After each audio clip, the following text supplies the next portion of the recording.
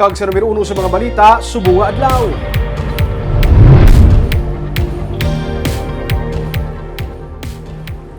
Dako ang posibilidad nga may isa ka super big time rollback ka matabo sa marason nga semana. Pero transport strike, baga pa dayon.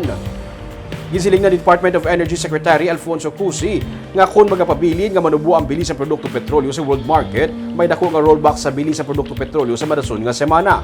Ang presyo sa karon sang crudo sa Dubai halin sa $122.61 ang kada barrel na naog sa $104 per barrel. Ang liwat nga pag-lockdown sa China tugas ng COVID-19 nga nagpanubo sa ilang demand para sa produkto petrolyo kag ang negosasyon para sa ceasefire sa tunga sang Russia kag Ukraine ang ginatudlo nga mga rason sa pagnubo sa bilis sa petroleum products sa world market. Ginablubanta nga mahimo mag-rollback sang masobra sa 12 pesos ang kada litro sang diesel kag malapit naman sa 7 pesos sa gasolina kag masobra sa 9 pesos sa kerosene. Sa piyak sini, ginkumpirma ni Diego Malacad, Secretary General sa Undok nga madayon sa gihapon ang duha ka adlaw nga untat biyahe sa Negros Occidental sa Lunes kag sa Martes.